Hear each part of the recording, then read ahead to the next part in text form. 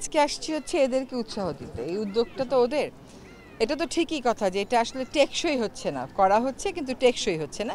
এবার যাতে টেকসই হয় সেজন্য তারা একটা কর্মপরিকল্পনা নিচ্ছে যে অন্তত আগামী ১ বছর তারা স্থানীয় মানুষকে অন্তর্ভুক্ত করে এই কাজটা অব্যাহত রাখবে, যাতে করে একটা খাল সুন্দর হলে কেমন হয় এটাও মানুষ দেখতে পারে। তখন ওই সুন্দরটা দেখলে মানুষের মধ্যে এটাকে রক্ষা করার একটা ইচ্ছা জাগবে। আর স্থানীয় জনগণকে যদি আমরা সম্পৃক্ত না করি তাহলে এটা কখনোই টেকসই হবে না।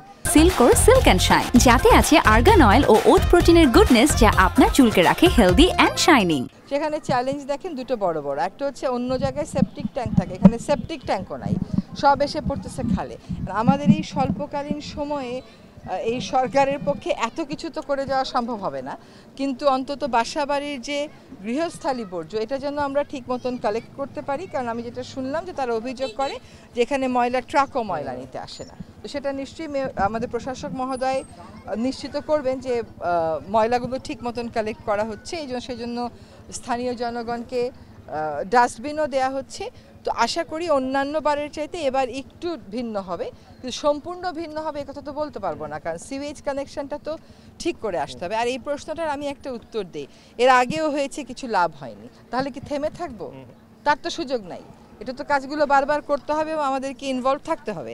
আগে যখন এসেছি তখন বেলায় ছিলাম, এখন এসেছি ভিন্ন ক্যাপাসিটিতে। তো কথাটা হচ্ছে যে আমাদেরকে রামচন্দ্রপুর খাল যদি আমরা না বাঁচাই, এটা কিন্তু এটা একটা প্রতীকী আবেদন আছে। রামচন্দ্রপুর খাল, সুভাদ্রা খাল, তো এই দুটোরই আমরা কাজ শুরু করেছি। জনগণকেও কিন্তু সচেতন হতে হবে।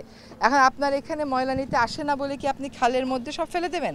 তাও তো হতে পারে না। ফলে তাদেরকে নিয়ে নিশ্চয়ই এরা একটা অ্যাওয়ারনেস করবে, তাদেরকে বলবে ময়লা কিভাবে রাখতে হবে, কয়দিন পর পর সিটি কর্পোরেশন থেকে এসে ময়লা কালেক্ট করবে, এটা করা হবে।